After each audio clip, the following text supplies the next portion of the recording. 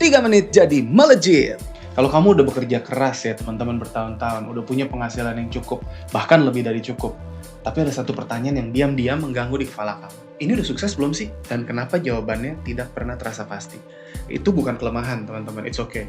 Ini adalah gejala dari sebuah sistem pengukuran yang salah di awal. Kita tuh hidup di era di mana kesuksesan itu didefinisikan secara kolektif, bukan personal. Setiap hari kita terpapar dengan standar yang dibentuk sama orang lain. Angka followers, valuasi bisnis, usia. Kita ngomongin banyak yang di Instagram kemarin, di TikTok ya kan, umur segini udah bisa dapat segini, umur segini udah bisa begini. Dan karena itu, karena kita terus ngebandingin diri dengan standar yang bergerak kayak gitu, kita nggak pernah benar-benar tiba di standar yang kita sendiri butuhkan. Kita seakan-akan tuh lari di atas treadmill yang kecepatannya terus dinaikin sama orang lain.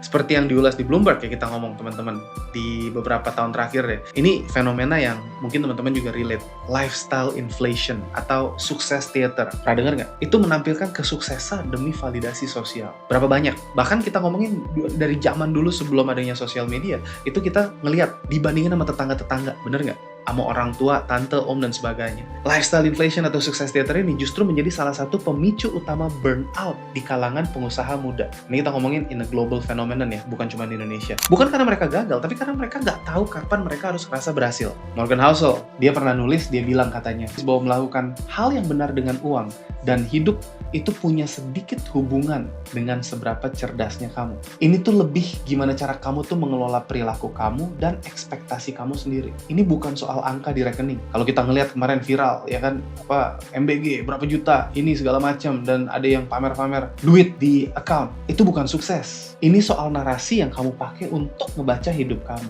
Di komunitas di Entrepreneur Society, banyak founders. Ada yang bisnisnya tumbuh secara signifikan, tapi dia tetap ngerasa empty. Men, saya nyaksiin yang benar-benar kita ngomongin transaksinya tuh udah puluhan miliar sampai triliunan juga ada. Tapi mereka ngerasain apa? Empty. Karena dia ngebangun sesuatu yang bukan benar-benar yang dia percayain. Dia bangun untuk survival dan akhirnya bisnisnya berkembang. Which is good, ya nggak masalah. Tapi sebaliknya ada yang bisnisnya lebih kecil secara angka. Tapi setiap hari dia bangun pagi, dia punya energi yang full. Karena dia tahu persis kenapa dia ngelakuin itu. Bedanya bukan di hasil teman-teman, tapi di kejelasan measurement, ukurannya yang mereka lakukan untuk menilai diri sendiri. Nah teman-teman, insight yang perlu kamu bawa, ya teman-teman tuh ukuran sukses yang sebenarnya itu bukan tentang seberapa tinggi kamu naik dibanding orang lain, tapi seberapa konsisten kamu bergerak menuju versi hidup yang kamu sendiri rancang.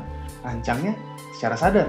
Apa yang kamu tuju? What is your why? Kalau kamu belum pernah benar-benar duduk dan menjawab pertanyaan ini, coba refleksikan. Mulai dari sekarang. Bukan sebagai latihan motivasi, kita nggak ngomongin motivasi, tapi sebagai keputusan strategis yang paling mendasar dalam hidup seorang entrepreneur. Dan kalau kamu pengen belajar, teman-teman, come and join like-minded people. Bergabung bersama kami di The Entrepreneur Society. Semangat terus. Go bold and beyond.